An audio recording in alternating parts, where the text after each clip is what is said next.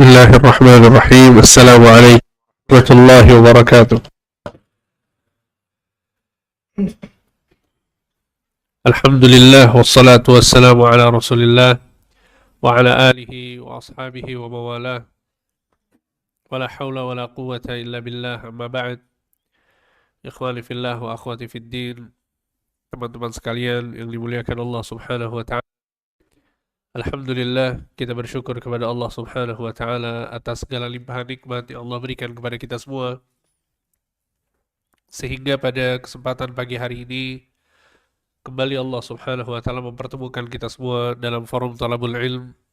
Kita duduk di masjid dalam rangka belajar ilmu agama, dan ini merupakan kebaikan yang sangat besar dan juga bagian dari cara kita beribadah kepada Allah Subhanahu wa taala. Sehingga Nabi SAW menyebutkan dalam sebuah hadis tentang hukum belajar ilmu. Kata beliau, talabul ilmi faridatun ala kulli muslim. Mempelajari agama adalah kewajiban bagi setiap muslim. Sehingga wajib bagi kita untuk mempelajari tentang agama yang kita anut, agama yang kita yakini sebagai pondasi dan landasan kehidupan kita. Kita sadar bahwa kita adalah hamba Allah. Kita sadar bahwa kita beribadah kepada Allah Subhanahu wa taala, dan kita sadar bahwa Allah Subhanahu wa taala menciptakan kita untuk beribadah kepadanya. Allah berfirman dalam surat Az-Zariyat ayat 56, "Wa ma khalaqtul jinna wal insa illa liya'budun." Tidaklah aku menciptakan jin dan manusia kecuali agar mereka beribadah kepada aku. Ya, sehingga tidak mungkin seseorang beribadah kepada Allah tanpa ilmu.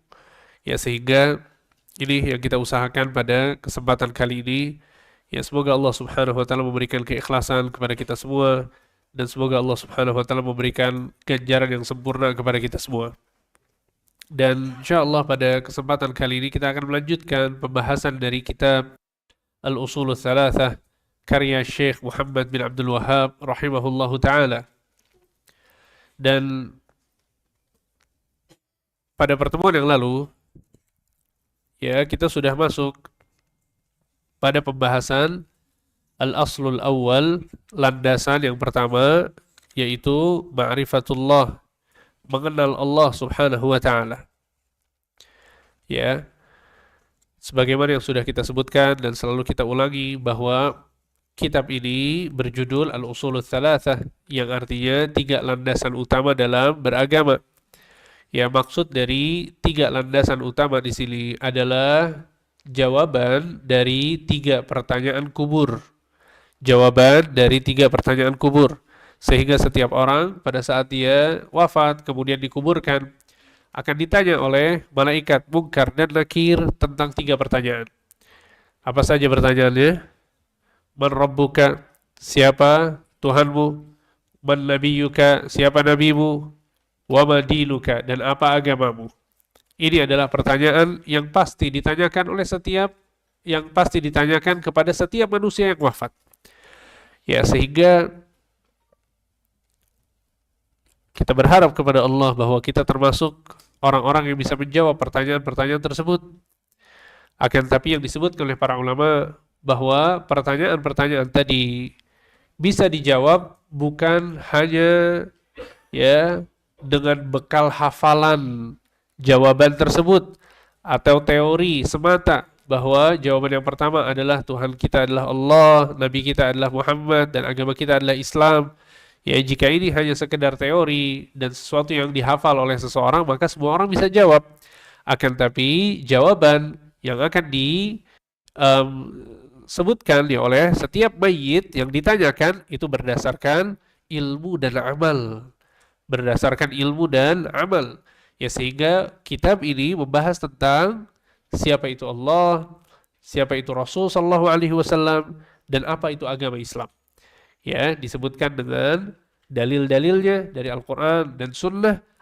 Tujuannya adalah agar kita memahami tentang siapa itu Allah Subhanahu wa taala, kemudian siapa itu Rasul sallallahu alaihi wasallam, dan apa itu agama Islam, yang merupakan jawaban dari pertanyaan kubur yang akan ditanyakan kepada kita semua nanti. Ya, sehingga kita sudah masuk ke landasan yang pertama, yaitu tentang siapa itu Allah Subhanahu wa taala, dan sudah kita sebutkan ya tentang hal ini pada pertemuan yang lalu, maka pada pertemuan yang saat ini kita akan melanjutkan pembahasan tentang um, ma'rifatul Rabb atau siapa itu Allah Subhanahu wa taala, ya mengenal Allah atau mengenal Tuhan. Sehingga ya penulis mengatakan, menukil dari Ibnu Katsir rahimahullahu taala tentang tafsir surat Al-Baqarah ayat 21 dan 22, qala Ibnu Katsir rahimahullahu taala, Ibnu Katsir rahimahullah berkata, al-khaliqu li hadhihi al-asya' huwa al-mustahiqqu lil ibadah. Yang menciptakan semua ini adalah yang paling berhak untuk diberikan ibadah kepadanya. Ya. Sehingga pada pertemuan yang lalu kita sudah sebutkan bahwa Allah adalah yang menciptakan segala sesuatu. Sehingga karena Allah yang menciptakan segala sesuatu, ya, kemudian Allah mengatur ciptaan-ciptaannya dan Allah juga menguasai ciptaan-ciptaannya, maka berarti yang paling berhak untuk diibadahi adalah Allah. Yang paling berhak untuk disembah adalah Allah. Ya. Sehingga ini adalah konsekuensi dari tauhid rububiyah. Konsekuensi dari tauhid rububiyah adalah tauhid uluhiyah. Ya, tauhid rububiyah adalah mengesahkan Allah dengan perbuatan-perbuatan Allah. Bahwa Allah yang menghidupkan, Allah yang mematikan, Allah yang memberikan kesembuhan, Allah yang memberikan kepada kita rizki, Allah yang mengatur kita semua, mengatur alam semesta, ya Allah yang menurunkan hujan. Ya, sehingga Allah Subhanahu wa taala yang mengatur seluruh alam semesta. Ini adalah yang disebut dengan tauhid rububiyah. Kita mengesahkan Allah dengan perbuatan-perbuatan Allah Subhanahu wa taala. Nah, konsekuensi dari keyakinan kita tentang rububiyah Allah adalah berarti kita harus beribadah hanya kepada Allah. Kalau kita tahu bahwa Allah yang menciptakan kita, berarti kita harus sholat. Kalau kita tahu bahwa Allah yang memberikan rizki kepada kita, berarti kita harus puasa nanti di bulan Ramadan. Ketika kita tahu bahwa Allah Subhanahu wa taala yang memberikan kehidupan, seluruh nikmat yang kita dapatkan dari Allah, maka konsekuensinya adalah berarti kita harus menjalankan seluruh perintah-perintah Allah dan menjauhi larangan-larangannya. Ya, sehingga ini yang disebut dengan tauhid uluhiyah. Tauhid uluhiyah adalah mengesahkan Allah dengan perbuatan-perbuatan hamba. Kalau rububiyah mengesahkan Allah dengan perbuatan-perbuatan Allah, maka tauhid uluhiyah adalah mengesahkan Allah dengan perbuatan-perbuatan hamba. Ya, yang kita kerjakan itu hanya untuk Allah. Ya, semuanya. Dari mulai sholat, puasa, sedekah, birrul walidain, kemudian berbakti kepada suami untuk perempuan, ya, mencari nafkah untuk keluarga bagi laki-laki. Itu semua aktivitas harian kita, kehidupan kita seluruhnya untuk Allah Subhanahu wa taala. Ini yang disebut dengan tauhid uluhiyah. Ya, sehingga kemudian ya penulis mengatakan, wa anwa'ul ibadati allati amara Allah biha. Kalau kita sudah tahu bahwa Allah ini berhak untuk diibadahi, kita menyembah Allah, kita beribadah kepada Allah, kemudian kata penulis, maka bentuk-bentuk ibadah yang Allah perintahkan untuk kita lakukan hanya kepada Allah, diantaranya adalah mithlul Islam. Yang pertama Islam, berserah diri kepada Allah. Wal iman, keimanan. Wal ihsan, melakukan ihsan.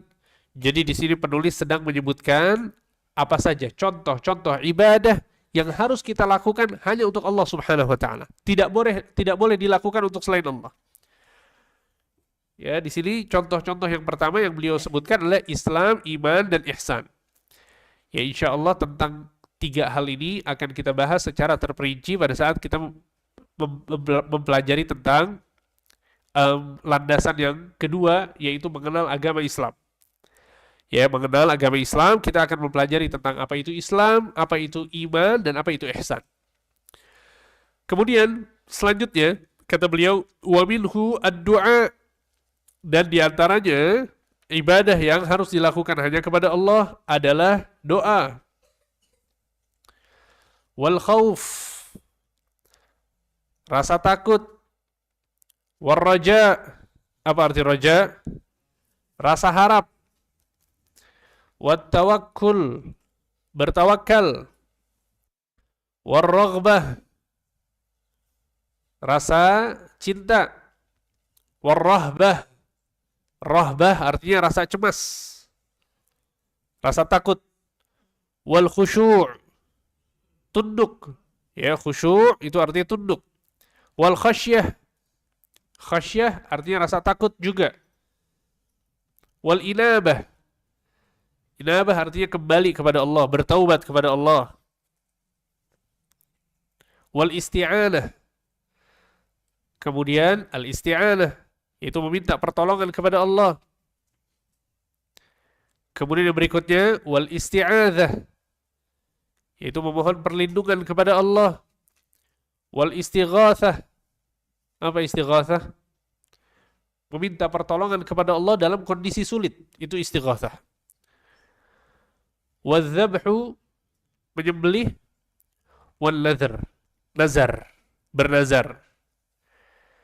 Ya, wa ghairu dzalika min anwa'il ibadati allati amara Allah biha kulluha lillahi ta'ala. Dan ibadah-ibadah yang lain, ya, yang seluruhnya diperintahkan oleh Allah Subhanahu wa taala, ya, dan seluruhnya harus dilakukan untuk Allah Subhanahu wa taala. Ya, jadi penulis di sini menyebutkan beberapa bentuk contoh ibadah. Ada berapa yang beliau sebutkan? Islam, iman, ihsan, doa, khauf, raja, tawakkul, raghbah, rahbah, khusyuk, khasyah, inabah, isti'anah, isti'adzah, istighatsah, az-zabh, an-nazar. Berapa berarti? 17. 17 ya? 17 contoh ibadah yang harus dilakukan hanya kepada Allah Subhanahu wa taala. Ya, kemudian penulis menyebutkan dalilnya satu persatu. Ya, maka insyaallah mulai pertemuan kali ini kita akan bahas tentang satu persatu bentuk-bentuk ibadah yang diberikan, yang disebutkan oleh penulis yang harus dilakukan hanya kepada Allah Subhanahu wa taala. Ya, sehingga selanjutnya penulis mengatakan wad dalilu qauluhu ta'ala, dalil yang menjelaskan tentang hal ini adalah firman Allah taala. Wa annal masajida lillahi fala tad'u ma'allahi ahada. Surat Al-Jin ayat 18. Dan sesungguhnya masjid-masjid ini hanya milik Allah, maka jangan kalian berdoa kepada selain Allah bersama dengan berdoa kepada Allah. Maksudnya menyekutukan Allah. Ya, wa annal masajida lillahi fala tad'u ma'allahi ahada. Dan ini adalah dalil yang disebutkan oleh penulis untuk menjelaskan tentang bentuk ibadah berupa doa. Ya, faman sharafa minha syai'an li ghairillah fahuwa musyrikun kafir. Maka barang siapa yang menyimpangkan, menyelewengkan, ya, sedikit pun dari ibadah tersebut untuk selain Allah, maka dia terjerumus ke dalam kesyirikan dan kekufuran. Ya, seorang bisa menjadi musyrik, bisa menjadi kafir pada saat dia beribadahnya kepada selain Allah. Bentuk-bentuk ibadah tadi ditujukan untuk selain Allah Subhanahu wa ta'ala. Ya. Sehingga ini adalah dalil, ya, surat Al-Jin ayat ke-18, ini dalil yang menunjukkan bahwa seluruh bentuk ibadah dan diantaranya doa, kalau dilakukan untuk selain Allah, maka itu adalah kesyirikan dan kekufuran. Kemudian penulis mengatakan selanjutnya wad dalilu qauluhu ta'ala, dan dalil, ya, tentang masalah doa adalah firman Allah Ta'ala, wa may yad'u ma'allahi ilahan akhara la burhana lahu bihi fa innama hisabuhu 'inda rabbih innahu la yuflihul kafirun.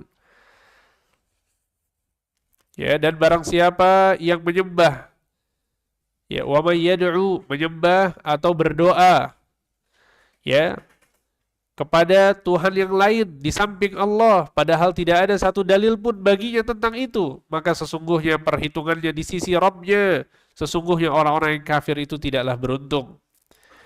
Kemudian dalam hadis disebutkan ad-du'a mukhul ibadah, doa adalah inti ibadah. Ya, hadis ini yang disebutkan oleh penulis, ya, dinyatakan oleh para ulama sebagai hadis yang dhaif. Akan tapi ada redaksi hadis lain yang sahih yang maknanya sama. yaitu sabda Nabi sallallahu alaihi wasallam, ad-du'a huwal ibadah. Ad-du'a huwal ibadah artinya adalah doa adalah ibadah. Ya, jadi yang dhaif itu ad-du'a mukhul ibadah. Yang sahih ad-du'a huwal ibadah. Ya, artinya sama, maknanya sama, ya walaupun redaksinya berbeda. Ya, lihat bagaimana telitinya para ulama ya dalam menyatakan tentang sahih atau dhaifnya sebuah hadis. Ya, walaupun maksudnya sama tapi tetap ketika teksnya ya berbeda maka dibedakan. Yang satu dhaif dan yang satu sahih. Kemudian kata beliau, wa dalilu qauluhu ta'ala, dan di antara dalil yang menjelaskan hal ini juga adalah firman Allah Ta'ala, wa qala rabbukum ud'uuni astajib lakum innal ladzina yastakbiruna an ibadati sayadkhuluna jahannama dakhirin. Ya, Tuhan kalian berfirman, berdoalah kepadaku, niscaya aku akan perkenankan bagi kalian. Sesungguhnya orang-orang yang menyombongkan diri dari menyembahku, dia akan masuk neraka jahanam dalam keadaan hina. Ya, sehingga ini adalah dalil-dalil yang dipaparkan oleh penulis untuk menjelaskan bahwa seluruh ibadah hanya untuk Allah dan doa-doa yang kita panjatkan itu hanya untuk Allah Subhanahu wa Ta'ala. Maka pada kesempatan kali ini ya saya akan menyebutkan tentang 10 alasan mengapa ya kita berdoa hanya kepada Allah. 10 alasan mengapa kita berdoa hanya kepada Allah Subhanahu wa Ta'ala.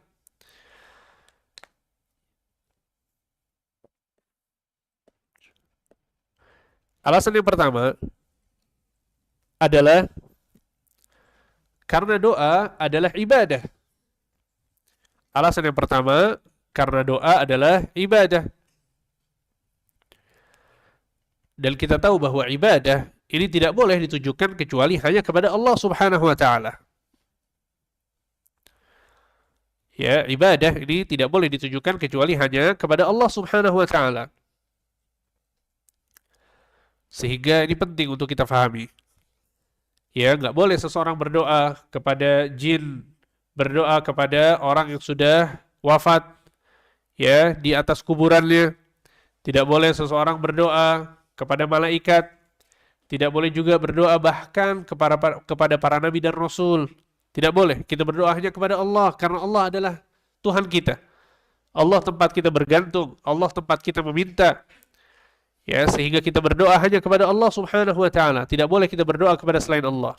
Sekali lagi, kenapa? Karena doa adalah ibadah. Ya, dalil yang menjelaskan hal ini adalah hadis yang tadi saya sebutkan, bahwa Nabi SAW bersabda, ad-du'a'u huwal ibadah. Doa adalah ibadah, kata Nabi.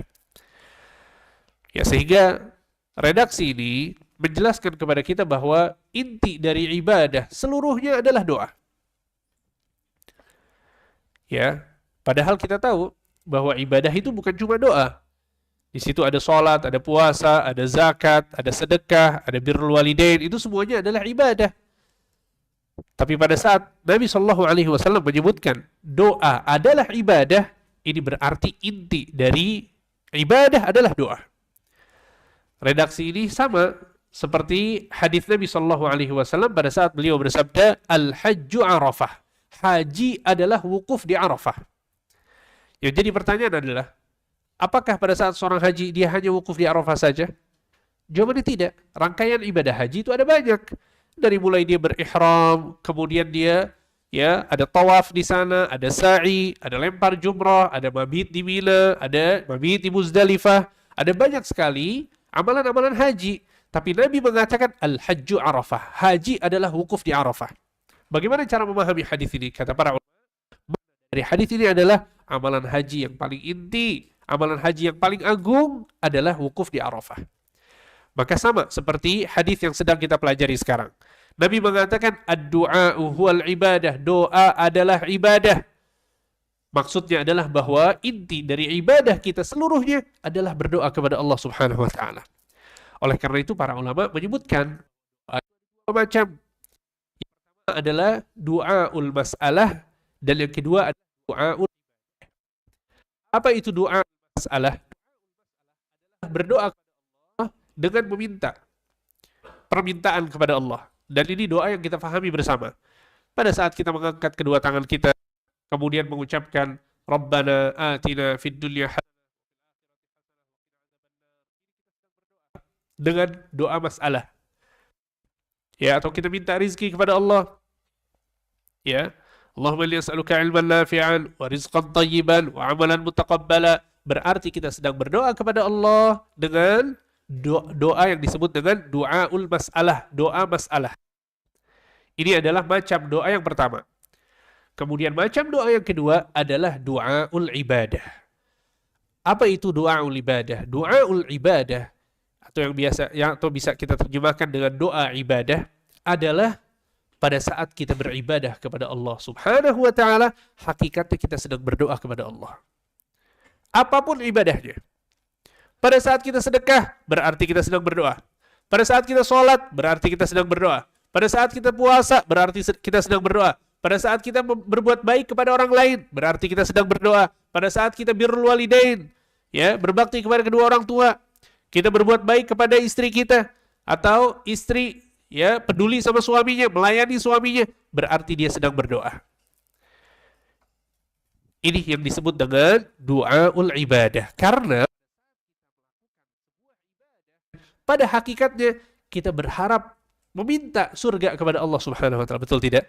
Kita sedang sholat nih, bukan cuma sekedar sholat yang kita lakukan, tapi kita berharap banyak dari sholat yang kita lakukan. Pada saat kita hadir di majelis ilmu, ini juga bagian dari doaul ibadah. Hadir di sini, kita hadir karena kita mau minta surga. Kalau bukan karena surga, kalau bukan karena pahala, kalau bukan karena janji Allah Subhanahu wa taala, dan juga sebagai bentuk ibadah kita kepada Allah, kita nggak mau datang ke sini. Yang kita harapkan adalah Allah. Kita meminta kepada Allah dengan amal soleh yang kita kerjakan agar kita diberikan pahala yang besar. Ya, sehingga maksudnya adalah bahwa ini dua macam doa yang disebutkan oleh para ulama. Doaul masalah dan doaul ibadah. Doa yang redaksinya adalah permintaan, dan yang kedua adalah doa yang redaksinya adalah amal soleh yang dikerjakan. Pada hakikatnya seseorang itu sedang berdoa. Ya, dan juga subhanallah, doa yang redaksinya adalah permintaan, ini nggak bisa terlepas dari amal soleh yang kita kerjakan. Nggak bisa terlepas sama sekali. Kita seluruhnya doa. Ya, kita ambil contoh pada saat subhanallah, sholat isinya adalah doa. Bahkan di dalam sholat ada kondisi di mana posisi seorang hamba dekat sekali dengan Allah Subhanahu wa taala. Pada saat sedang apa dia? Sujud. Apa kata Nabi sallallahu alaihi wasallam? Aqrabu ma yakunu bainal 'abdi wa rabbih wa huwa sajid. Sesungguhnya kondisi yang paling dekat antara seorang hamba dengan Tuhan adalah pada saat dia sujud. Kalau kondisinya sedang dekat seperti itu, apa perintahnya dari fihi du'a, faqulun an yustajaba, karena doa-doa kalian pada saat kalian sujud itu pasti dikabul.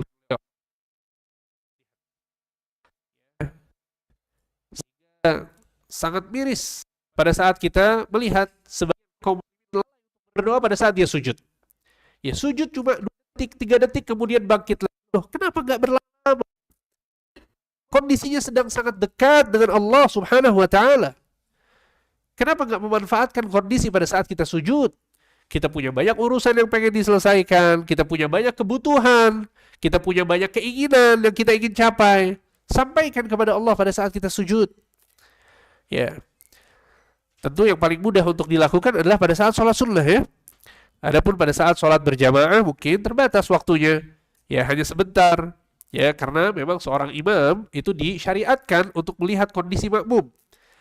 Ya, makanya imam yang faqih, imam yang memiliki ilmu, pemahaman, kemudian sujudnya nggak panjang-panjang, rukuknya nggak panjang-panjang. Kenapa? Karena dia tahu bahwa di belakangnya ada orang-orang yang sibuk, ada orang-orang yang butuh untuk, ya, melanjutkan urusannya misalnya.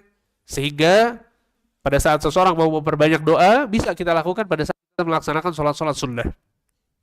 Tayyib, lihat. Ini adalah satu contoh bagaimana keterikatan antara ibadah yang kita lakukan dengan doa.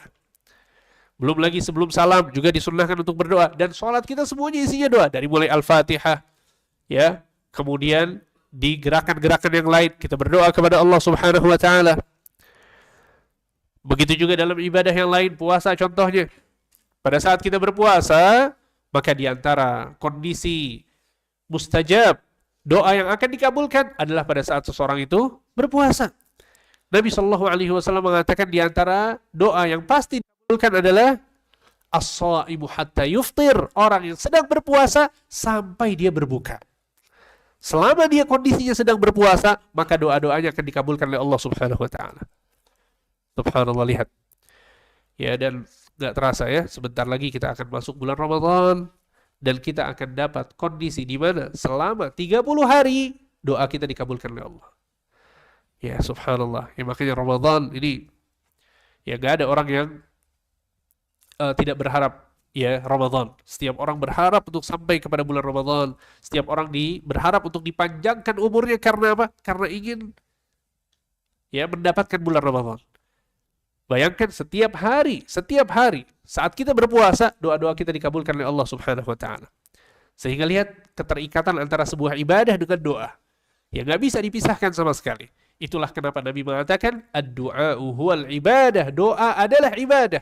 Apalagi kalau kita bicara tentang ibadah yang bernama umrah, ibadah yang bernama haji, maka isinya seluruhnya doa, seluruhnya harapan, seluruhnya mengajukan keinginan dan kebutuhan kita kepada Allah Subhanahu wa taala.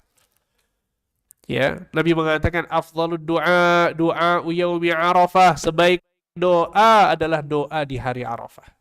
Nabi sallallahu alaihi wasallam mengatakan sesungguhnya Allah Subhanahu wa taala membangga-banggakan hamba-hambanya pada saat mereka datang ke padang Arafah untuk melakukan wukuf. Allah mengatakan kepada malaikat-malaikatnya, "Unzuru ila ibadi atauni syatan ghubra." Lihatlah kepada hamba-hambaku yang datang kepadaku dalam kondisi rambut mereka tidak bersisir, baju mereka lusuh. Dan ini kondisi orang yang sedang melaksanakan haji wukuf di Arafah. Dia pakai pakaian ihram, nggak boleh pakai minyak wangi, ya nggak boleh pakai parfum, nggak, ya, dia kondisinya tidak ideal, tapi itu dia lakukan untuk Allah Subhanahu Wa Taala. Maka pada saat dia wukuf di Arafah, amalan terbaik adalah berdoa, dan setiap doa yang dia panjatkan pasti dikabulkan oleh Allah Subhanahu Wa Taala. Ya, pasti dikabulkan. Ya. Makanya kalau kita lihat ya kisah para salaf pada saat mereka di Arafah itu luar biasa. Semuanya berdoa. Dan banyak di antara mereka yang menyebutkan bahwa betapa banyak doa-doa yang mereka panjatkan itu dikabulkan oleh Allah Subhanahu wa taala. Ya bahkan sampai sekarang ya. Subhanallah. Beberapa orang saya ketemu ya. Mereka cerita bahwa doa-doa yang mereka panjatkan di padang Arafah pada saat haji dikabulkan oleh Allah Subhanahu wa taala. Dan ini bukan sesuatu yang mengherankan sama sekali. Ya, kita tahu itu dari hadis Nabi, ya, dan ini adalah janji Allah Subhanahu wa taala untuk orang-orang yang berdoa sebagaimana yang nanti akan kita sebutkan.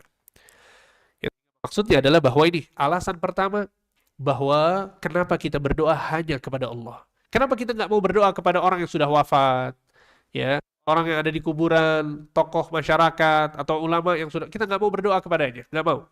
Kenapa demikian? Karena doa adalah ibadah, sehingga ibadah kita lakukan hanya kepada Allah Subhanahu wa taala. Ya, ini adalah alasan yang pertama. Kemudian juga di antara dalil yang menjelaskan hal ini juga adalah surat Al-Ahqaf ayat 5 dan 6. Perhatikan ayatnya baik-baik. Allah Subhanahu wa taala berfirman, "Wa man adhallu mimman yad'u min dunillah man la yastajibu lahu ila yaumil qiyamah wa hum an du'aihim ghafilun." Siapa orang yang lebih sesat, kata Allah. Siapa orang yang lebih sesat daripada yang berdoa kepada selain Allah? Ya, ini redaksi luar biasa di dalam Al-Quran. Allah mengatakan siapa orang yang lebih sesat daripada orang yang berdoa itu kepada selain Allah. Man la yastajibu lahu ila yaumil qiyamah. Yang dia berdoa kepadanya ini tidak bisa mengabulkan doanya sampai hari kiamat. Wa hum an du'aihim ghafilun, dan mereka lalai terhadap doa mereka. Ya, katakanlah berhala, katakanlah orang yang sudah mati misalnya di kuburan. Ini gak akan menjawab doa kita sampai hari kiamat, kata Allah. Ini Allah yang mengatakan, nggak akan menjawab doa kita sampai hari kiamat. Dan mereka lalai terhadap doa kita, nggak bisa mendengar doa kita. Wa idza husyiran nas, dan pada saat manusia dikumpulkan di padang mahsyar, kanu lahum a'da, maka mereka akan bermusuhan. Siapa maksudnya? Yang menyembah dan yang disembah. Bermusuhan kata Allah. Wa kanu, dan mereka yang disembah, ya, yang dijadikan sebagai tujuan berdoa, bi ibadatihim kafirin, dengan ibadah mereka kufur. Ya, mengingkari peribadatan yang dilakukan oleh mereka. Maksud dari peribadatan di sini apa? Doa. Lihat, Allah menamakan doa dengan ibadah. Faham ya? Jadi dalam surat Al-Ahqaf, Allah sedang berbicara tentang orang-orang yang berdoa kepada selain Allah. Kemudian Allah menamakan doa dengan ibadah. Ya. Jadi surat Al-Ahqaf ayat 5 dan 6 ini senada ya dengan hadis Nabi, ad-du'a huwal ibadah. Doa adalah ibadah. Ya, kemudian juga dalam surat Ghafir ayat 60. Allah Subhanahu wa taala berfirman, "Wa qala rabbukum ud'uuni astajib lakum, innal ladzina yastakbiruna 'an ibadati yadkhuluna jahannama dakhirin." Dan Tuhan kalian mengatakan, berdoalah kepadaku, niscaya aku akan kabulkan. Ini janji dari Allah.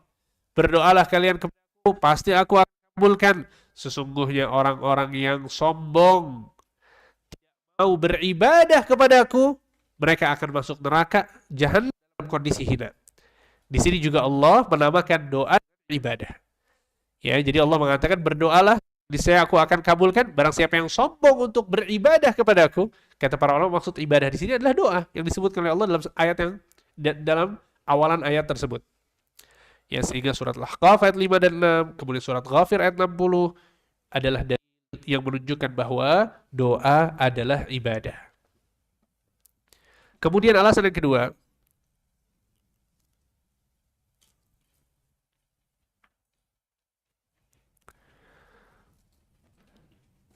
ya, alasan yang kedua adalah karena doa adalah agama. Karena doa adalah agama. Dan agama hanya untuk Allah. Ya, dalil yang menjelaskan tentang hal ini adalah surat Al-Ankabut. Surat Al-Ankabut ayat yang ke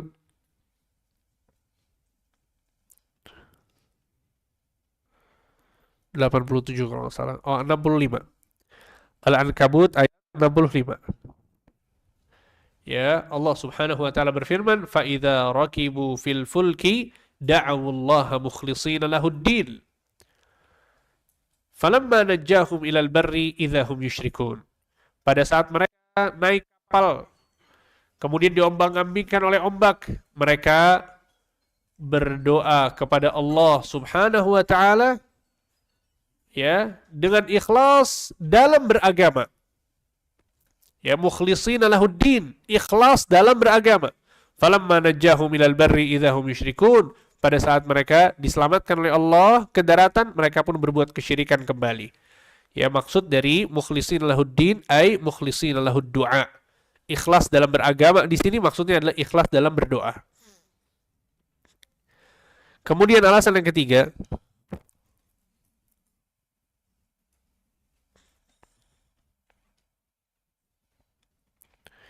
adalah karena kita diperintahkan oleh Allah Subhanahu wa taala, agar berdoa hanya kepada Allah. Alasan yang ketiga, karena kita diperintahkan oleh Allah agar berdoa hanya kepada Allah.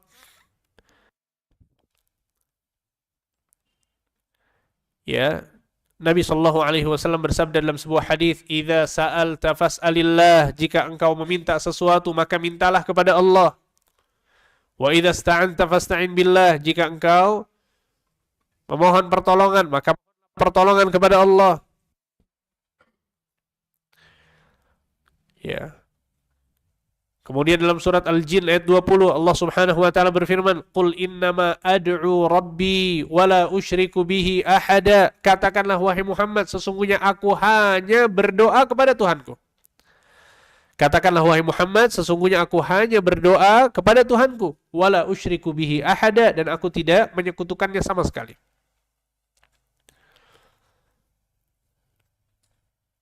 Ya. Kemudian juga dalam surat Ghafir ayat 60 yang tadi sempat kita sebut juga, Allah Subhanahu wa taala berfirman, wa qala rabbukum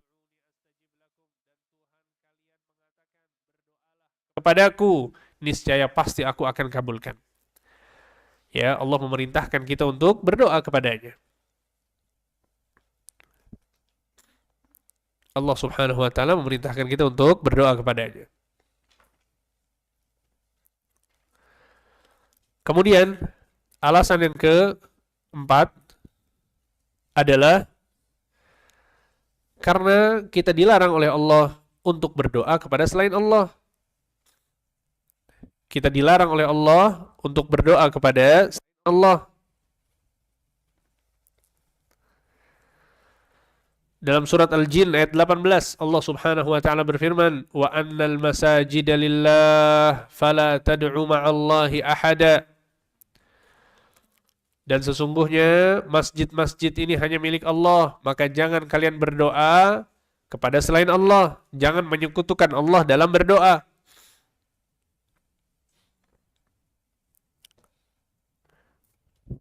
Ya. Sehingga secara tegas ya Allah melarang kita untuk berdoa kepada selain Allah.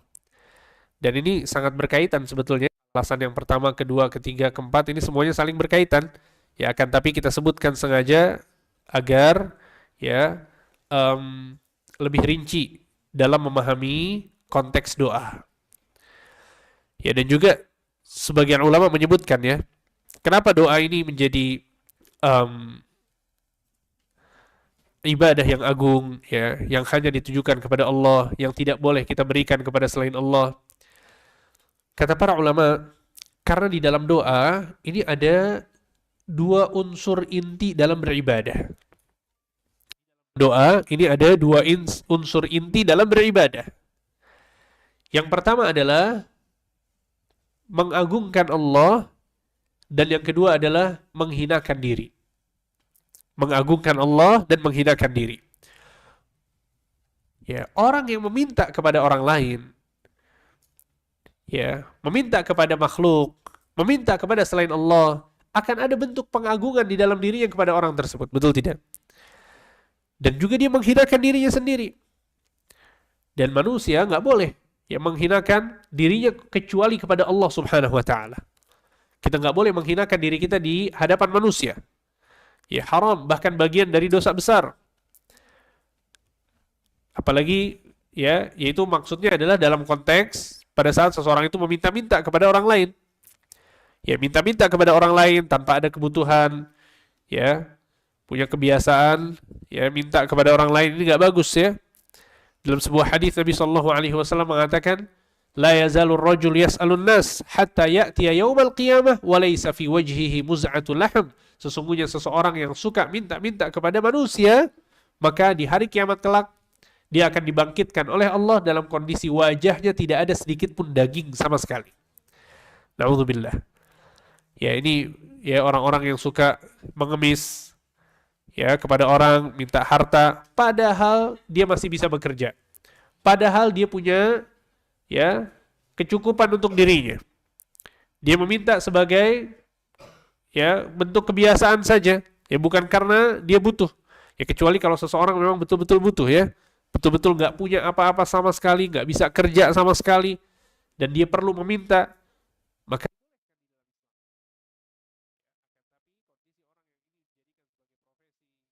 jadi kebiasaan.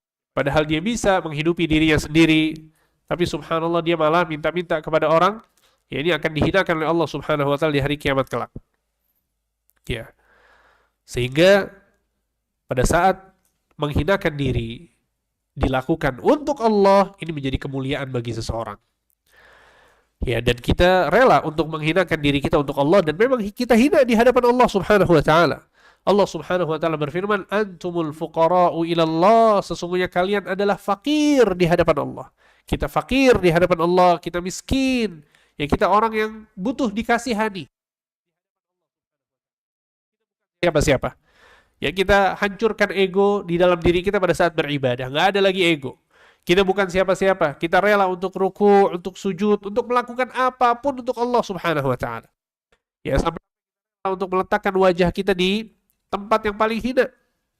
Ya, wajah adalah bagian tubuh yang paling kita rawat. Kan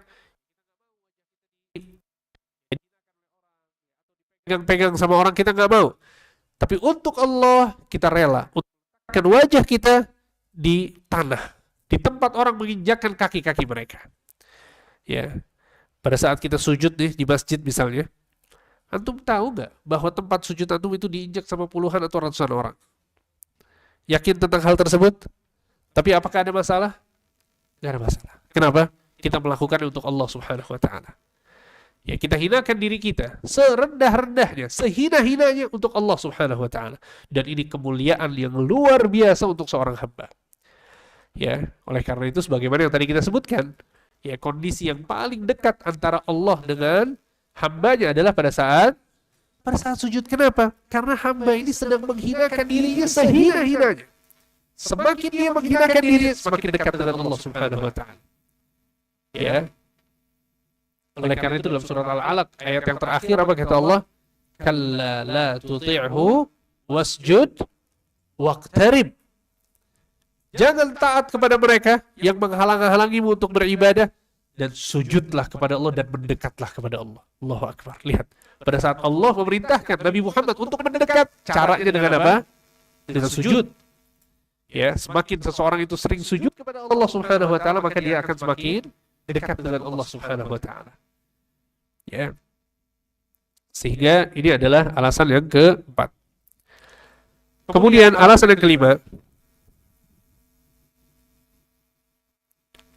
adalah karena doa kepada selain Allah adalah kekufuran dan kesyirikan. Karena doa kepada selain Allah adalah kekufuran dan kesyirikan. Ya, jadi kita harus berdoa hanya kepada Allah. Dalil yang menjelaskan tentang hal ini adalah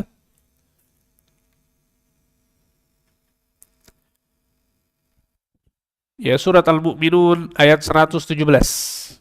Surat Al-Mu'minun ayat 117.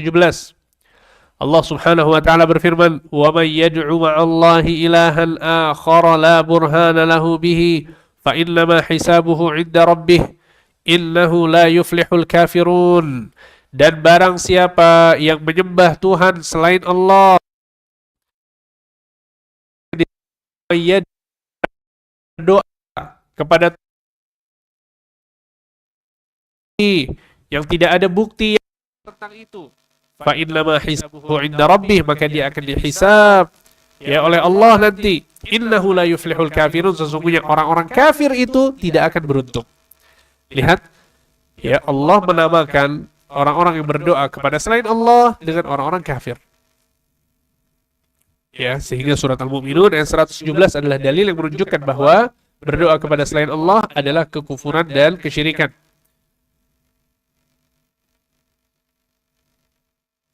Ya, kemudian juga dalam surat Al-Jin ayat 20, Allah Subhanahu wa Ta'ala berfirman, "Qul innama ad'u rabbi wa la usyriku bihi ahada." Katakanlah, wahai Muhammad, sesungguhnya aku berdoa hanya kepada Tuhanku dan aku tidak berbuat syirik kepadanya.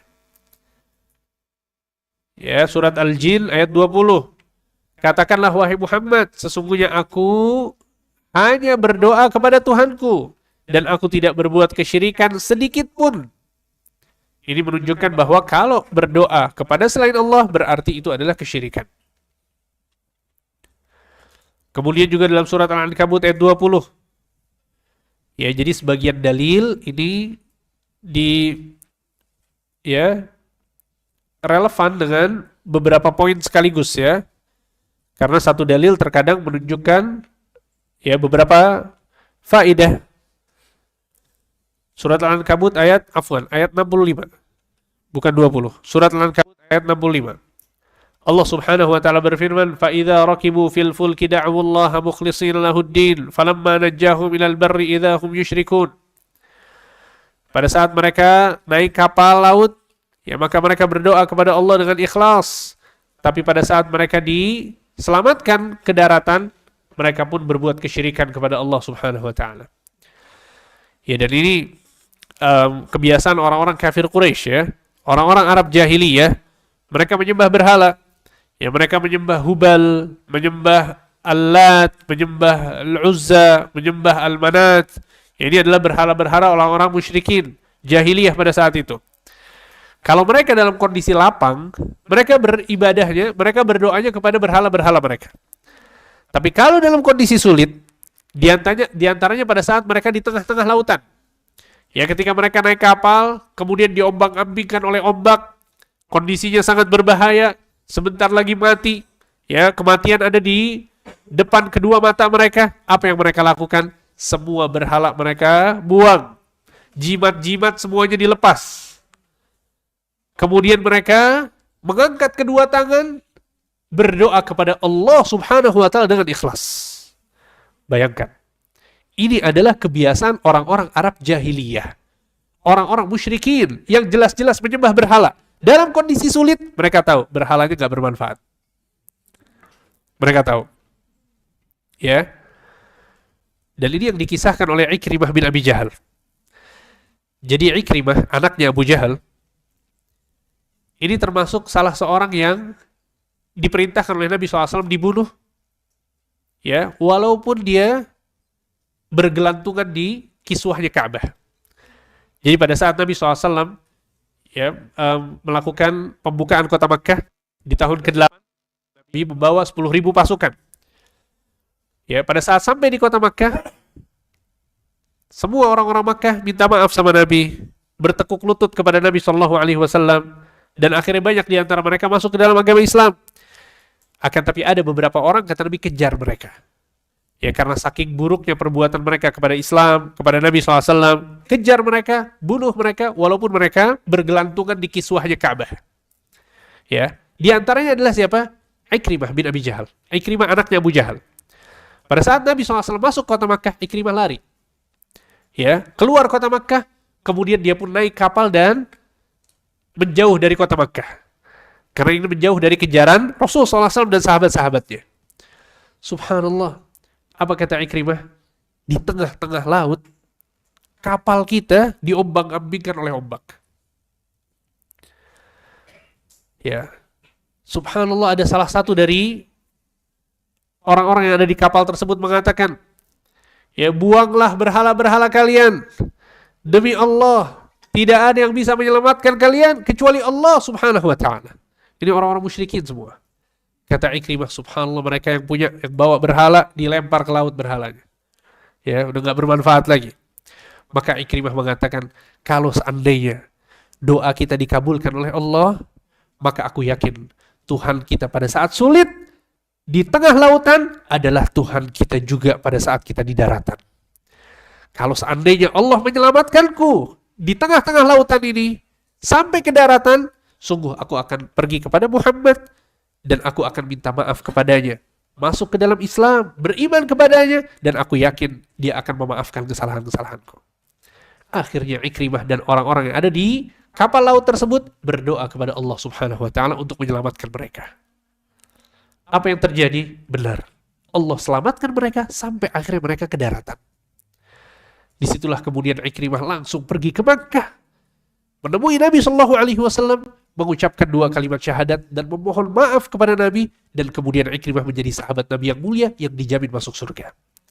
Ikrimah bin Abi Jahal, anaknya Abu Jahal. Ya, Abu Jahal yang kata Nabi SAW, Fir'aun hadhil ummah, Fir'aunnya umat ini, ternyata anaknya beriman kepada Allah Subhanahu wa ta'ala. Ya, sehingga maksudnya adalah ini yang Allah Subhanahu wa ta'ala gambarkan di dalam Al-Quran, bahwa kebiasaan orang-orang musyrikin adalah mereka beriman kepada Allah, mereka berdoa kepada Allah, mentauhidkan Allah dalam kondisi sulit. Tapi dalam kondisi lapang mereka berbuat syirik. Allah mengatakan, فَإِذَا رَكِبُوا فِي الْفُلْكِ دَعَوُوا اللَّهَ مُخْلِصِينَ لَهُ الدِّينَ. Pada saat mereka berada di atas kapal laut, diombang-ambingkan oleh ombak, mereka berdoa kepada Allah dengan ikhlas. Falamma najjahum ilal barri idza hum yusyrikun. Pada saat mereka diselamatkan ke daratan, mereka berbuat syirik lagi. La ilaha illallah. Lihat. Sehingga di sini di surat Al-Ankabut ayat 65 ya Allah menamakan doa mereka pada saat mereka di daratan dengan kesyirikan. Kenapa? Karena doa mereka di daratan itu bukan kepada Allah tapi kepada selain Allah. Ya, dan pelajaran yang sangat besar yang disebutkan oleh para ulama dari konteks ayat ini adalah bahwa orang ini musyrik kepada Allah, menyembah berhala. Dalam kondisi sulit, dia berdoa hanya kepada Allah. Dikabulkan atau tidak sama Allah? Dikabulkan. Yang jadi pertanyaan, Allah tahu tidak bahwa nanti kalau dia sudah dikabulkan doanya, dia bakal kembali berbuat syirik. Allah tahu tidak? Maka bagaimana dengan kita yang gak pernah berniat untuk berbuat syirik kepada Allah? Kita hidup untuk Allah. Kita berdoa hanya kepada Allah. Kita gak pernah berdoa kepada kuburan. Gak pernah. Alhamdulillah Allah selamatkan kita. Kita gak pernah datang ke dukun, minta ke tukang sihir. Gak pernah. Kita gak percaya sama jin, sama syaitan. Ya penunggu gunung ini, penunggu gunung itu. Kita gak percaya sama itu. Kita beribadah hanya kepada Allah subhanahu wa ta'ala. Maka apakah kemudian kita tidak husnudzan kepada Allah subhanahu wa ta'ala? Pada saat kita berdoa kepada Allah, apalagi dalam kondisi sulit. Apalagi dalam kondisi sulit. Ketika kehidupan kita sulit, sempit, kita punya banyak masalah. Entah itu masalah dalam urusan keuangan, dalam masalah pekerjaan, masalah dalam urusan rumah tangga kita. Minta sama Allah. Semakin kondisi kita sulit, semakin dekat pertolongan Allah subhanahu wa ta'ala. Kalau orang yang musyrik ditolong sama Allah, maka bagaimana dengan kita? Kita husnudzan sama Allah. Kita berbaik sangka kepada Allah. Dan Allah subhanahu wa ta'ala pasti mengabulkan doa orang-orang yang dalam kondisi sulit. Ya, walaupun orang kafir, walaupun orang musyrik, doanya bisa dikabulkan. Syaratnya apa? Dia berdoanya kepada Allah. Kalau berdoanya kepada Allah, maka Allah subhanahu wa ta'ala akan kabulkan doanya. Ya, sebagaimana dalam Al-Ankabut ayat 65. Ya, sehingga ini adalah alasan yang kelima. Kemudian alasan yang keenam.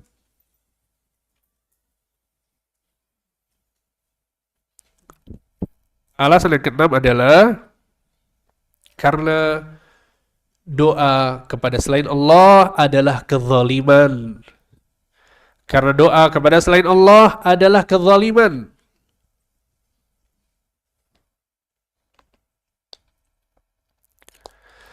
Hakikat dari kezaliman adalah meletakkan sesuatu bukan pada tempatnya. Ini adalah kezaliman. Hakikat dari kezaliman adalah meletakkan sesuatu bukan pada tempatnya.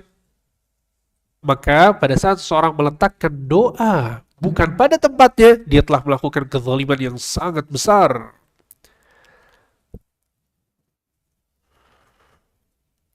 Dalam surat Yunus ayat 106, Allah subhanahu wa ta'ala berfirman, وَلَا تَدْعُ مِن دُونِ اللَّهِ مَا لَا يَنْفَعُكَ وَلَا يَضُرُّكَ فَإِنْ فَعَلْتَ فَإِنَّكَ إِذًا مِنَ الظَّالِمِينَ. Dan janganlah engkau berdoa kepada selain Allah yang tidak bisa memberikan manfaat dan tidak bisa memberikan mudarat. Subhanallah. Ya. Yang bisa memberikan manfaat dan mudarat hanya Allah. Fa'in fa'alta, kalau engkau tetap melakukannya, berdoa kepada selain Allah, fa'innaka idzan minadh zalimin. Berarti engkau benar-benar termasuk orang yang zalim. Ya, jadi Allah yang mengatakan bahwa orang yang berdoa kepada selain Allah itu zalim. Ya, Al-Imam Al-Qurtubi rahimahullah di dalam tafsirnya menyebutkan tentang tafsir surat Yunus ayat 106 ini, kata beliau, فَإِنْ فَعَلْتَ أَيْ عَبَدْتَ غَيْرَ اللَّهِ فَإِنَّكَ إِذًا مِنَ الظَّالِمِينَ أَيْ الْوَاضِعِينَ الْعِبَادَةَ فِي غَيْرِ مَوْضِعِهَا. Kalau engkau benar-benar melakukannya, yaitu beribadah kepada selain Allah, berarti engkau termasuk orang-orang yang zalim, yaitu orang-orang yang meletakkan ibadah bukan pada tempatnya. Kemudian yang ketujuh adalah karena doa kepada selain Allah.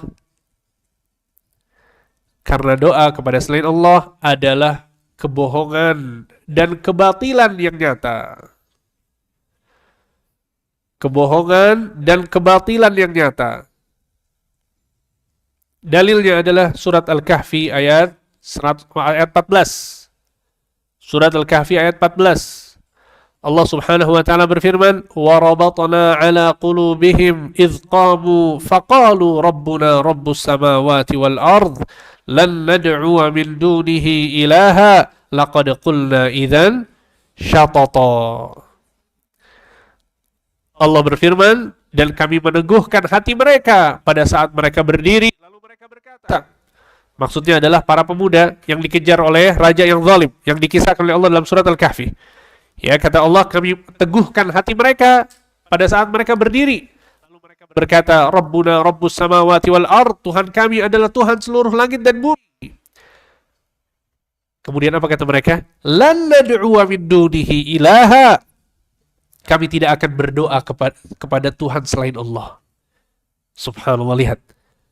Ini pemuda yang dikejar oleh raja yang zalim, yang diabadikan oleh Allah kisahnya dalam surat Al-Kahfi. Ternyata ciri mereka apa? Mentauhidkan Allah, nggak mau berdoa kepada selain Allah.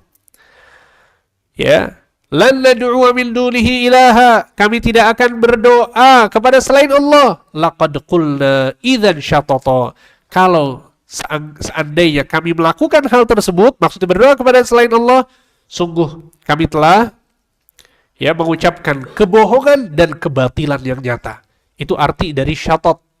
Ya. Laqad qulna idzan syatata. Arti dari syatat di dalam ayat ini adalah kebohongan dan kebatilan yang nyata. Sehingga dalam surat Al-Kahfi ayat 14 ini Allah menamakan berdoa kepada selain Allah dengan syatat. Ya, yaitu kebohongan dan kebatilan yang nyata. Kemudian yang ke-8, karena doa kepada selain Allah adalah kesesatan. Ya, orang yang sesat adalah yang suka berdoa kepada selain Allah. Ya. Dalilnya adalah surat Al-Hajj ayat 12. Allah Subhanahu wa taala berfirman, "Yad'u min dunillahi ma la yadhurruhu wa ma la yanfa'uh. Dzalika huwad dhalalul ba'id." Ya, mereka berdoa kepada selain Allah yang tidak bisa memberikan mudarat dan tidak bisa memberikan manfaat. Kemudian kata Allah, "Dzalika huwad dhalalul ba'id." Sesungguhnya itu adalah kesesatan yang jauh. Ya, surat Al-Hajj ayat 12.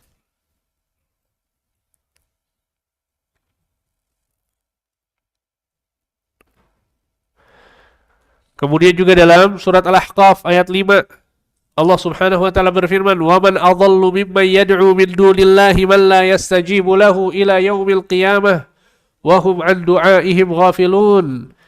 Dan siapa lagi orang yang lebih sesat daripada orang yang berdoa kepada selain Allah? Siapa lagi orang yang lebih sesat daripada orang yang berdoa kepada selain Allah? Man la yastajibu lahu ila yaumil qiyamah, yang tidak bisa menjawab doanya sampai hari kiamat. Wa hum 'an du'aihim ghafilun, dan mereka lalai terhadap doa-doa tersebut. Maksudnya nggak didengarkan, diabaikan. Ya, sehingga Allah menamakan orang yang berdoa kepada selain Allah dalam surat Al-Ahqaf ayat 5 dengan orang yang sesat.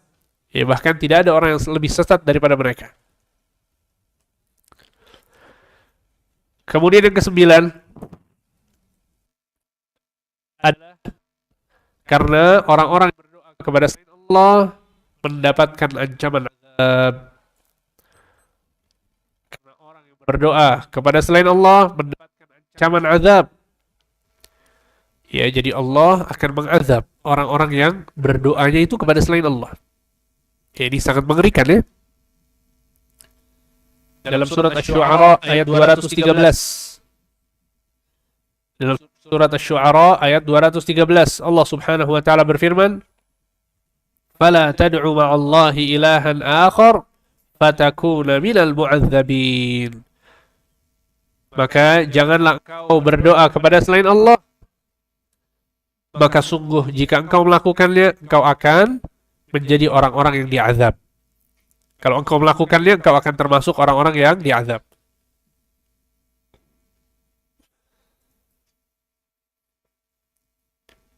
Ya. Kemudian juga dalam sebuah hadis yang sahih diriwayatkan Imam Bukhari bahwa Nabi Shallallahu Alaihi Wasallam bersabda, "Man mata wa huwa yad'u min dunillahi niddan dakhalan nar." Barang siapa yang mati dalam kondisi berdoa kepada selain Allah, maka dia akan masuk neraka. Barang siapa yang wafat atau mati dalam kondisi dia berdoa kepada selain Allah, maka dia akan masuk neraka. Ini hadis sahih diriwayatkan Imam Bukhari. Barang siapa yang mati dan dia berdoa kepada selain Allah, maka dia akan masuk neraka. Kemudian yang ke-10, yang terakhir adalah karena hanya Allah Subhanahu wa taala yang pantas untuk dipanjatkan doa kepadanya. Ya, hanya Allah Subhanahu wa taala yang pantas untuk dipanjatkan doa kepadanya. Allah adalah Maha Kuat, Allah Maha Besar, Allah Maha Agung, Allah Maha Menguasai, Allah adalah Raja dari seluruh Raja. Allah yang memberikan kepada kita segala sesuatu. Seluruh kebaikan di langit dan di bumi ada di tangan Allah Subhanahu wa taala. Jika Allah berkehendak kebaikan untuk kita, Allah pasti akan berikan kebaikan tersebut.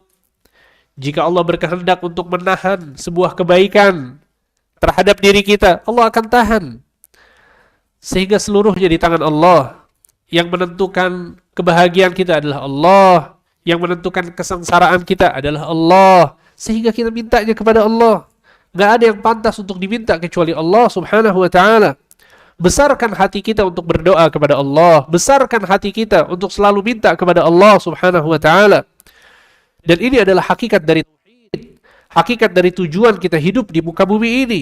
Untuk meminta kepada Allah. Untuk berdoa kepada Allah. Allah yang memerintahkan kita untuk berdoa. Allah yang menyatakan bahwa doa kepada selain Allah adalah kesyirikan, adalah kekufuran, adalah kesesatan, adalah kebohongan dan kebatilan. Ya, lihat bagaimana Allah Subhanahu wa ta'ala sangat baik kepada kita. Sehingga Allah memerintahkan kita untuk berdoa. Padahal kita yang butuh untuk berdoa kepada Allah. Tapi Allah malah memerintahkan kita untuk berdoa. Ya, dan ini diantara kemahabaikan Allah. Allah adalah Al-Muhsin, yang maha berbuat baik kepada hamba-hambanya. Allah adalah At-Tayyib, yang maha baik. Allah adalah Ar-Rahman, Ar-Rahim, yang maha pengasih, lagi maha penyayang. Sehingga gak ada yang lebih pantas untuk diajukan kepadanya doa kecuali Allah. Berdoalah kepada Allah, bersemangatlah dalam berdoa kepada Allah, minta seluruh kebaikan dunia kepada Allah. Seluruh kebaikan dunia minta kepada Allah. Ya, jangan pernah ya kita ragu-ragu untuk berdoa. Minta segala sesuatu. Ya, kita butuh harta, minta harta kepada Allah. Kita mau jadi orang kaya, minta kepada Allah. Kita butuh rumah, minta rumah kepada Allah. Kita butuh kendaraan, minta kendaraan kepada Allah. Kita ingin keluarga kita keluarga yang bahagia, keluarga yang saling menyayangi, saling mencintai, keluarga kita harmonis, ya, suami istri gak ada masalah, anak-anak semua tumbuh kembangnya bagus, menjadi anak-anak yang soleh dan solehah. Minta kepada Allah Subhanahu wa ta'ala. Jangan sandarkan urusan-urusan semacam ini kepada diri kita sendiri. Kita lemah. Ya, kita lemah. Kita manusia yang sangat-sangat lemah. Tanpa bantuan Allah kita bukan siapa-siapa. Tanpa bantuan Allah kita gak akan dapat apa-apa. Ya, sehingga minta kepada Allah seluruh kebaikan dunia dan seluruh kebaikan akhirat. Ya, subhanallah, sebagian orang gak enak minta kepada Allah perkara dunia. Ya, subhanallah, saya pernah umroh suatu hari. Kemudian saya bilang ya ke semua orang-orang yang ikut umroh sama saya, ya, saya motivasi mereka agar berdoa kepada Allah, minta sama Allah segala sesuatu, minta kepada Allah ya harta, minta kepada Allah kebaikan hidup, minta kepada Allah kesejahteraan hidup, minta kepada Allah kesehatan. Nabi mengatakan sallallahu al-afiyah, mintalah kepada Allah kesehatan. Sallallahu al-afiyah, mintalah kepada Allah kesehatan, kata Nabi. Karena sesungguhnya tidak ada pemberian yang Allah berikan kepada hambanya setelah keimanan yang lebih baik daripada keselamatan jiwa atau kesehatan seorang. Ya, Allah memerintah, Nabi SAW memerintahkan kita. Subhanallah, salah satu ada yang bilang, Ustaz, emang boleh ya kita minta harta, minta kekayaan kepada Allah? Ya, saya bilang masa gak boleh ya? Jadi kata dia, saya selama ini gak enak kalau mintanya dunia. Yang saya minta akhirat, agar dihapuskan dosa, agar istiqomah, ya. Maksudnya bagus ya, maksudnya bagus. Ini gak mau, maksudnya kemudian seakan-akan minta sesuatu yang remeh, yang sepele kepada Allah. Maka jawabannya adalah justru di antara bentuk keimanan dan tauhid kita adalah kita minta segala sesuatu kepada Allah. Kita nggak mau minta kepada manusia sama sekali. Ya, kita ingin yang menjadikan kita kaya itu Allah, yang menjadikan kita berkecukupan itu Allah, yang menjadikan kita sehat itu Allah. Ya, hati kita bergantungnya sama Allah Subhanahu wa taala. Makanya di antara doa yang sangat bagus untuk dibaca adalah Allahumma kfini bihalalika an haramik wa aghnini bifadlika amman siwak. Ini doa bagus banget. Ya, bahkan dalam sebuah riwayat disebutkan ya bahwa Nabi SAW atau sahabat menukilkan barang siapa yang memiliki hutang ya seberat gunung di atas pundaknya, kalau dia baca doa ini akan dilunaskan oleh Allah Subhanahu wa taala. Ya, Allahumma kfini bihalalika an haramik wa aghnini bifadlika amman siwak. Ya, silakan dicatat, dibaca, dihafal. Allahumma kfini bihalalika an haramik. Allahumma kfini bihalalika an haramik wa aghnini bifadlika amman siwak. Wa aghnini bifadlika amman siwak. Ya, kalau nggak keburu catat, cari di Google ya. Cari, di screenshot, dihafal. Taib, ini penting. Yang artinya adalah Allahumma kfini bihalalika an haramik. Ya Allah, jadikan aku cukup dengan yang halal darimu tanpa yang haram. Bayangkan. Ini nikmat luar biasa. Kita berkecukupan semuanya dari yang halal. Ditawarin sama orang pekerjaan haram, ya, bukan cuma karena itu haram, tapi Allah jadikan kita nggak butuh sama itu, nggak butuh. Alhamdulillah yang halal saya sudah banyak, sudah kaya, sudah berkecukupan, saya nggak butuh sama yang haram lagi. Ini luar biasa. Sebagian orang kondisinya subhanallah fakir, kemudian ada tawaran sesuatu yang haram, bingung dia. Tapi ini dijadikan oleh Allah, dia bakal tolak dengan hati yang sangat lega, dengan lapang, karena dia merasa cukup dengan halal yang Allah Subhanahu wa taala berikan kepadanya. Allahumma kfini bihalalika an haramik. Ya Allah, ya jadikan aku cukup dengan yang halal darimu tanpa yang haram. Wa aghnini bifadlika amman siwak, dan jadikan aku kaya raya, berkecukupan karena keutamaanmu, bukan dari orang lain. Allahu akbar. Sebagian orang punya harta ya karena ada orang yang kemudian punya jasa, akhirnya hatinya bergantung sama orang tersebut. Tapi doa ini mengajarkan kita membacanya agar kondisinya kita berkecukupan, tapi nggak ada kaitan sama siapapun. Allah yang membukakan rezeki. Ya, hati kita bergantungnya kepada Allah. Ini kondisi nikmatnya luar biasa.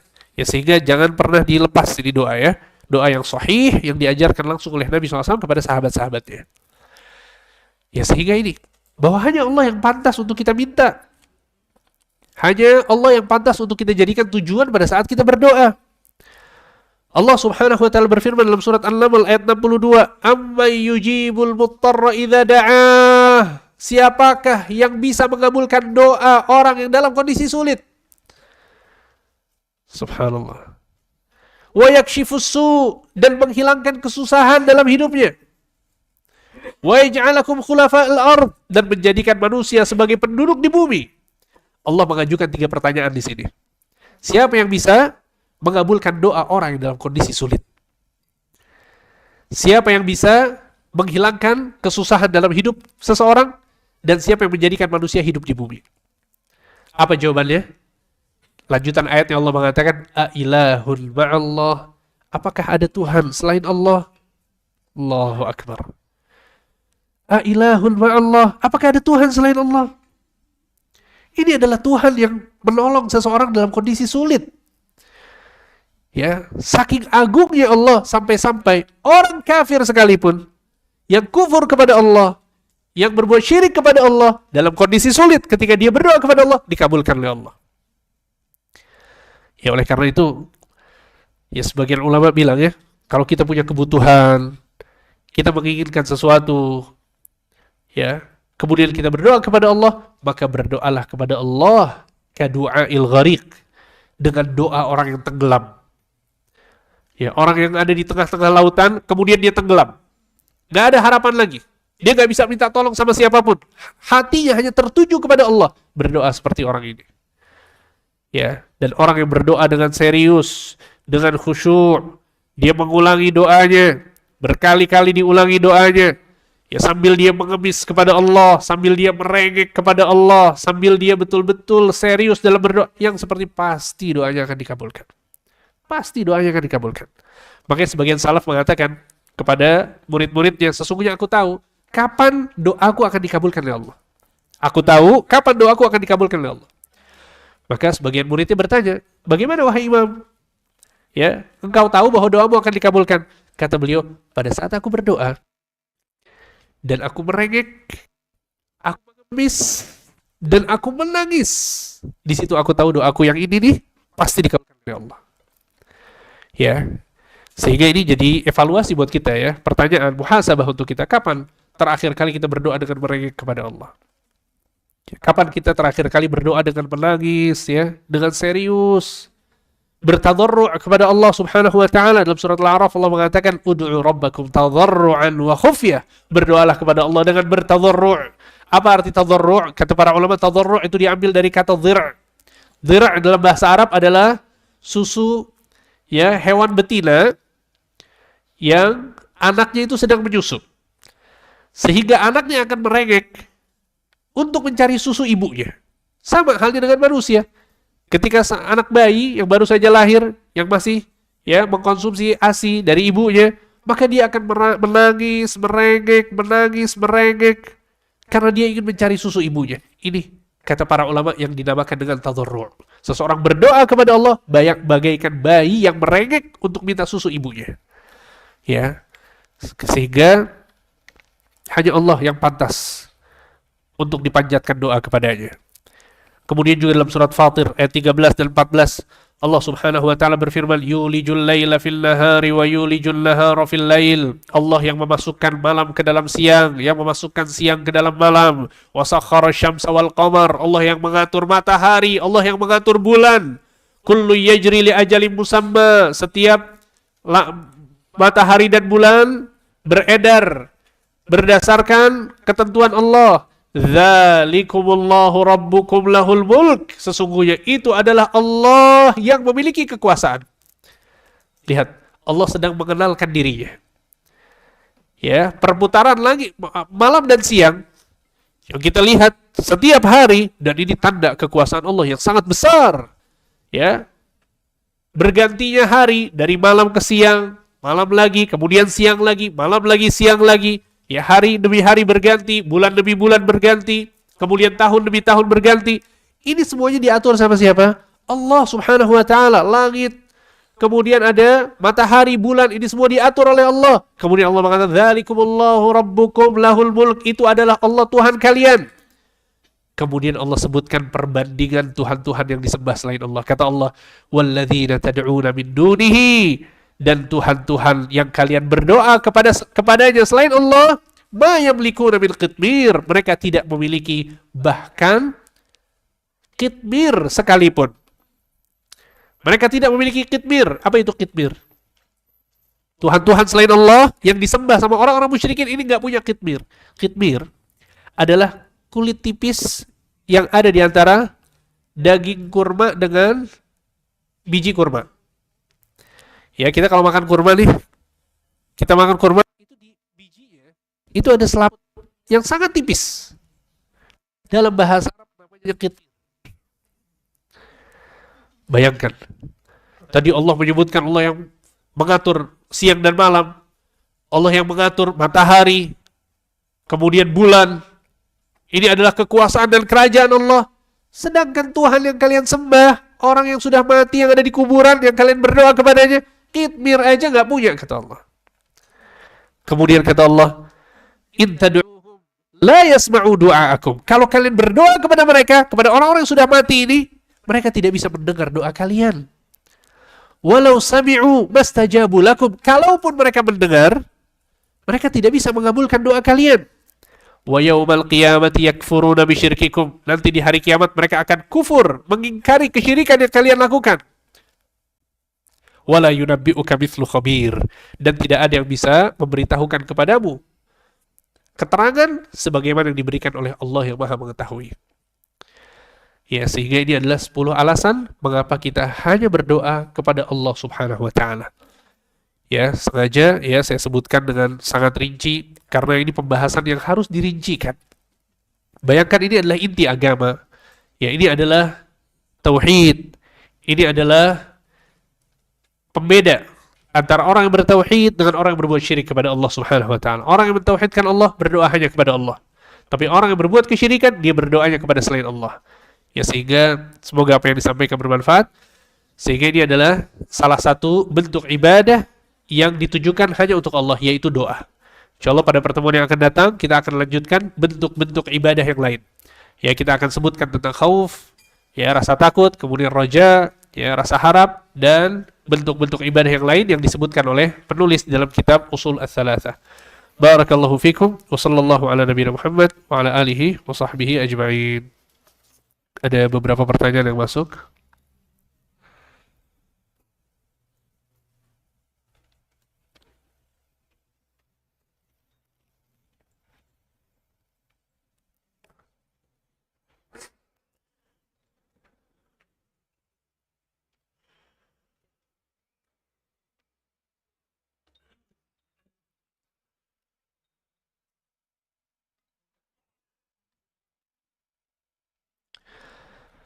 Assalamualaikum Ustaz, Waalaikumsalam. Doa di saat sujud diperbanyak. Apakah boleh doanya secara rinci atau singkat-singkat saja dan bolehkah dicampur pakai bahasa Indonesia dan dengan doa-doa yang Nabi ajarkan?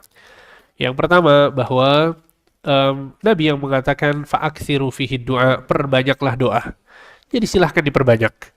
Ya, seluruh permintaan kita, kebutuhan kita, apa yang kita butuhkan, apa yang kita inginkan, kebaikan-kebaikan dunia dan kebaikan-kebaikan akhirat, ya silahkan minta kepada Allah Subhanahu wa taala. Ya, tadi saya kasih contoh kita minta kebaikan dunia, tentu bukan cuma kebaikan dunia yang diminta ya, tapi kebaikan akhirat juga. Ya, dalam Al-Qur'an Allah Subhanahu wa taala menyebutkan ya tentang orang-orang yang hanya minta dunia saja, ya maka di akhirat akhirnya nggak dapat apa-apa.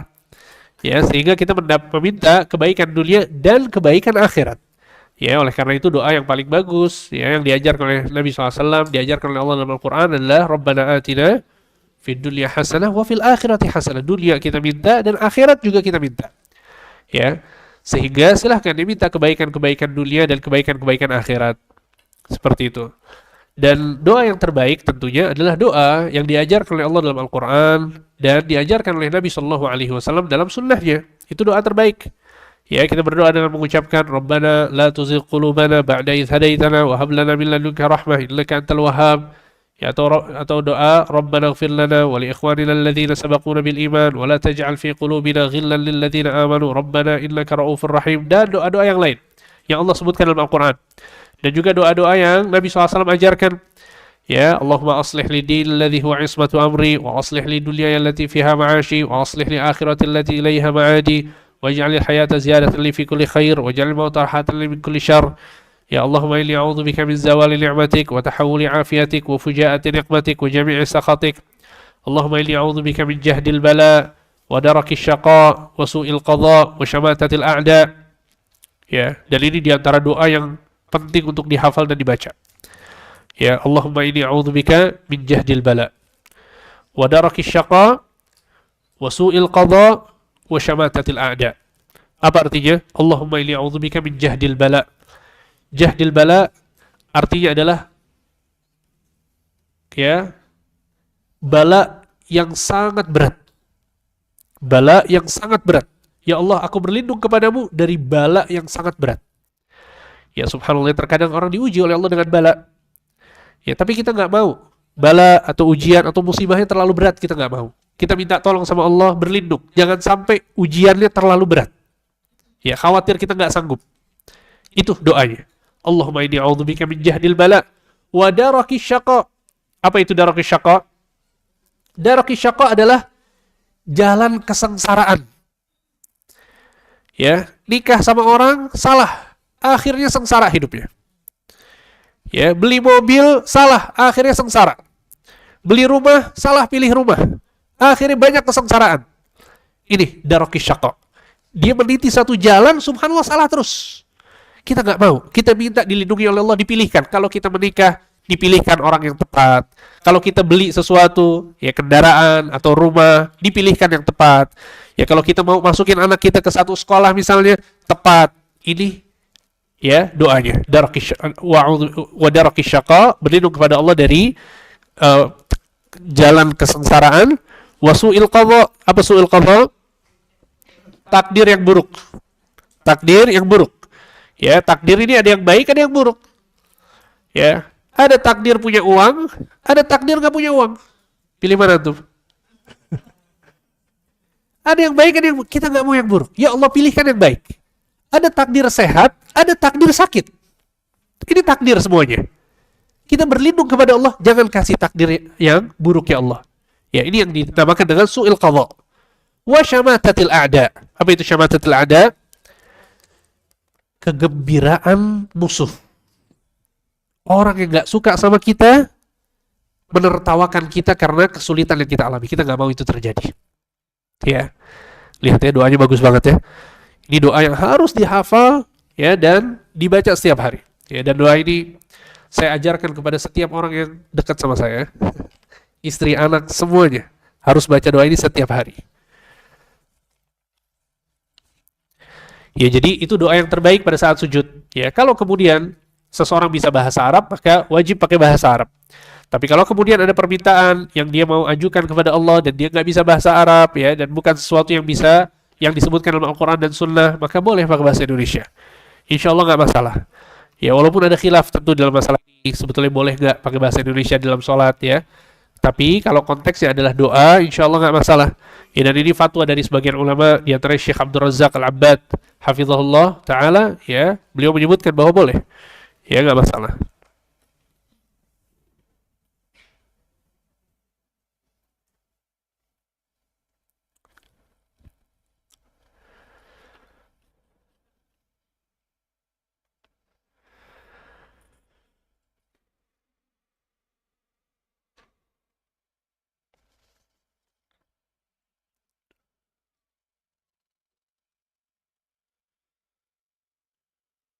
Ini banyak pertanyaan-pertanyaan di luar tema ya.